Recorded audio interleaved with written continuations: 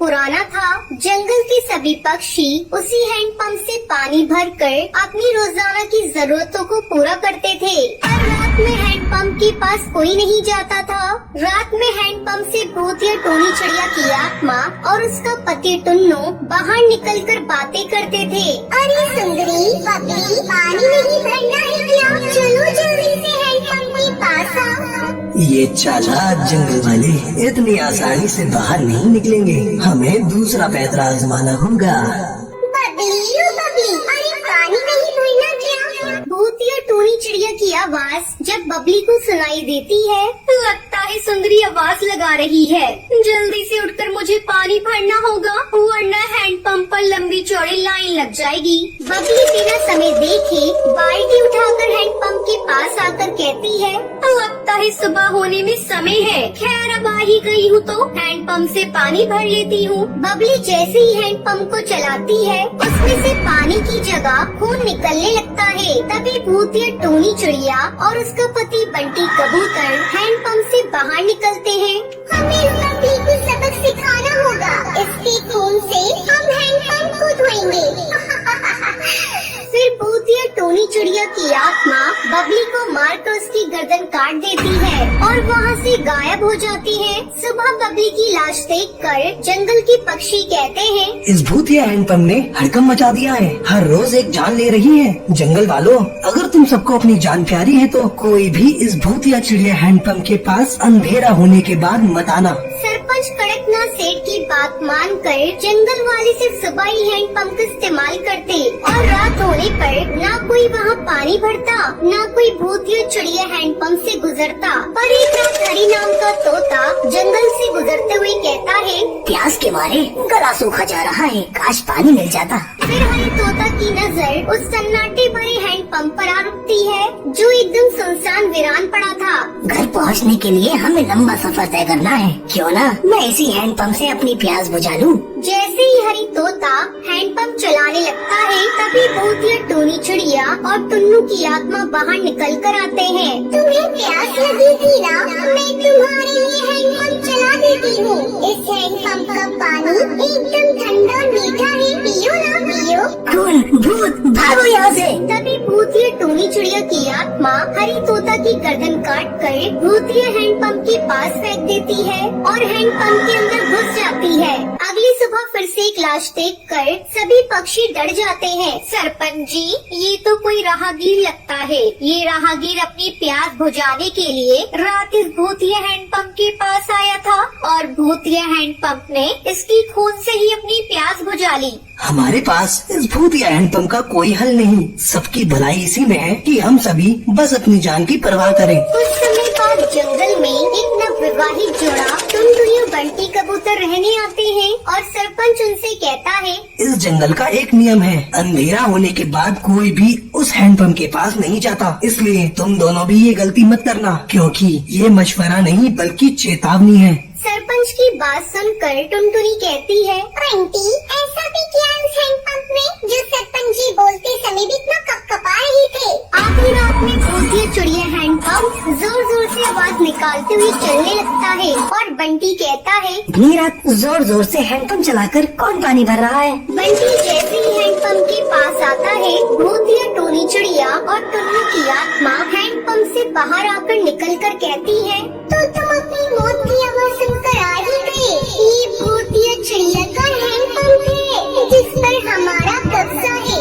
टुनटुनी, बचाओ मुझे, बचाओ। बंटी की आवाज सुनकर टुनटुनी जागकर कहती है, ये तो बंटी की आवाज है। टुनटुनी दौड़कर जैसे ही हैंडपंप के पास आती है तो भूतिया टोनी चिड़िया की आत्मा उसके पति को जकड़कर खड़ी होती है। रुक जाओ, मेरे पति को मत मारो। हमने तुम्हारा क्या बिगाड़ा है? हमने भी तो किसी का कुछ नहीं बिगाड़ा था, फिर भी हम मारे गए। अब ये भी मरेगा और तुम भी। अगर तुम मेरे पति की जान बख्शती हो तो मैं तुम दोनों की मदद करूंगी। मैं और मेरा पति इसी जंगल में रहते थे। हम इसी हैंडपंप का मीठा पानी डिब्बे में भरकर जंगलों में बेचा करते थे।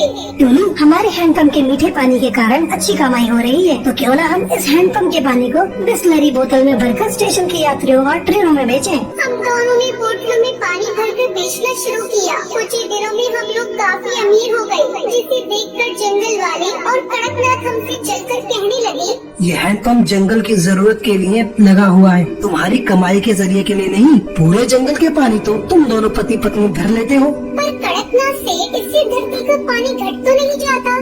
आज से तुम दोनों इस हैंडपंप के पास नजर भी मत आना, वरना अंजाम बुरा होगा। अब खारा पानी पीकर जिंदा रहो। इस हैंडपंप के मीठे पानी की बिक्री करके बहुत नोट बटोर लिए तुमने। हमने कड़कनाथ की बातों को नजरअंदाज किया और रात में हैंडपंप से पानी भरने लगे। हैंडपंप की चलने की आवाज सुनकर सभी वहाँ इकट्ठा हो गए। कड़कनाथ से की बड़ी बेरहमी से हम दोनों को मारकर हमारी लाश हैंडपंप के नीचे दफना दी और जंगल के पक्षियों ने सम्राट उसका साथ दिया। हमें इंसाफ नहीं मिला, तब से हम इस हैंडपंप पर कब्जा करके पक्षियों को मार रहे हैं। मैं तुम्हें यकीन दिलाती हूँ कि मैं तुम दोनों को इंसाफ दिलाऊंगी। अगले दिन टुनटुनी सरपंच के खिलाफ पुलिस चौकी में FIR दर्ज करवाकर छानबीन करवाती है, जहां हैंडपंप के नीचे टूनी चिड़िया और टुन्नू चिड़िया की लाश मिलती है। कड़कनाथ सेठ को उम्र कैद की सजा मिल जाती है। फिर भूतिया टूनी चिड़िया और टूनी की आत्मा हैंडपंप से हमेशा के लिए मुक्त हो जाती है। रात के अंधेरे में एक कबूतर अपनी साइकिल से अपने घर लौट रहा था। वो एक पेड़ के पास से गुजरा तो उसे लगा जैसे कोई इसका पीछा कर रहा है। वो मुड़ा तो पीछे कोई नहीं था। वो साइकिल चलाता रहा और तभी उसे किसी के हंसने की आवाज सुनाई दी। कौन है? कौन है यहाँ? उसने फिर से पीछे देखा तो वहाँ कोई नहीं था और उसकी साइकिल पर 2 कठपुतलियाँ थी। ये कहाँ से आ गई? उसने उन चिड़िया की कठपुतलियों को उठाया और फेंका, पर कठपुतलियाँ जमीन पर गिरने की बजाय उड़ने लगी। वो कबूतर भागने लगा। तभी वो दोनों चिड़िया की कठपुतली उसका पीछा करने लगी। कहाँ तक भागोगे? हम तुझे नहीं छोड़ेंगे।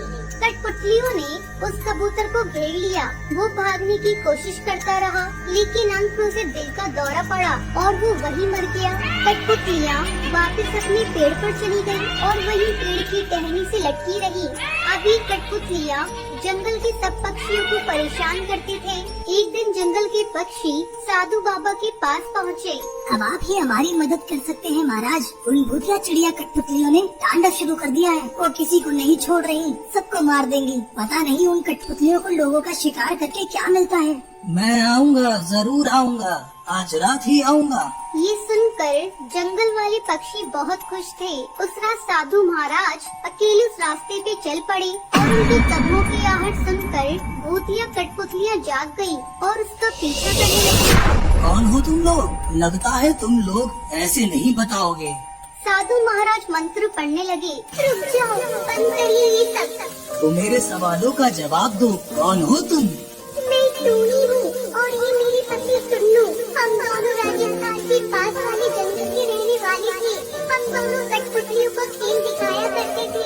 हमारी कला देखने के लिए दूर दूर से पक्षी आया करते थे। एक दिन इस जंगल की महारानी हरी तोती हमारे जंगल आई। टूनी जी, आप हमारे जंगल में अपना कठपुतली का कार्यक्रम दिखाएं, उसके बदले हम आपको बहुत बड़ा इनाम देंगे। ये सुनकर हम दोनों बहुत खुश थे और 4 दिन बाद हम सुंदरवन जंगल के लिए निकल पड़े।